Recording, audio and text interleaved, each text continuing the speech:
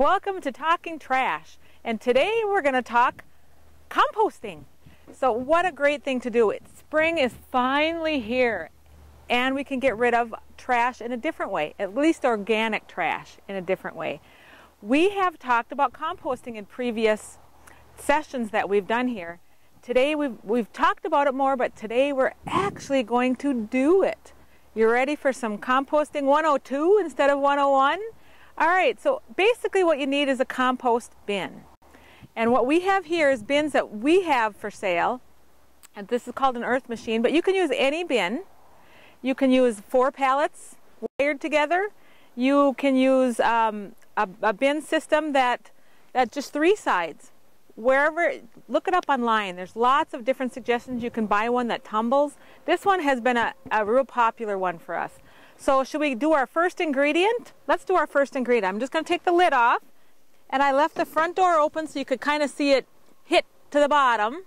Okay, I'm going to walk in front of the bin and I'm going to go get the good stuff that we are going to start it with. What we need first is basically just some twigs. I'm going to pick up some twigs. You want different sizes of twigs. The different sizes will help aerate your bin. So you wouldn't want all the pieces the same size, and they're going to fit together too well and they won't let air through. So you want different sizes, different shapes. So actually what I did is I went to my yard, started picking up twigs and brush and that kind of thing.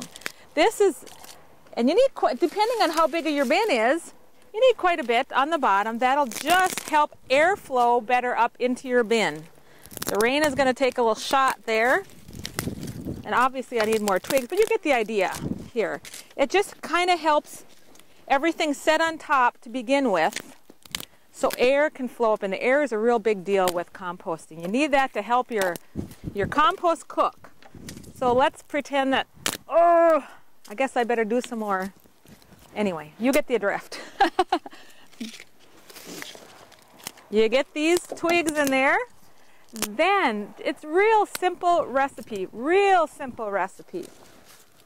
As we've talked about before, it is brown and green. So that would be green from your garden, green stalks that have come up, and brown would be old leaves. And now that they're discovered from underneath the snow, we can put those in. So we've done the brush now on the bottom, the twigs to aerate. Let's do some browns. This is going to give you your compost bin the great nutrition that it needs, the great kind of ingredients that it needs. So I'm going to put this in, and you can put quite a bit of leaves in. These are pretty dry from the winter, but as we're getting leaves, if there is moisture in them, there is moisture in them. The moisture cooks out pretty quickly. So you put that on top. I'm going to pick up some more.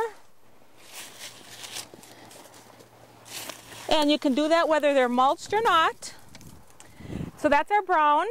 And then my green I actually put in a bag because this green is a little bit brown from the winter. But green you'd put next, which is grass. And I put it in a bag because it was going to all blow away. And then the best thing, this is the best. My favorite part, because I get to save this from my kitchen, what doesn't go to my worms goes to my compost bin. Look at that. And mold is like the best. Add that to your bin. And then I'm going to run over here and get a stirring stick. In this case, it's a hoe, but you can use any kind of, and stir. When you're adding your organics, that should add enough moisture to your pile. But if it doesn't, you can add water with the hose.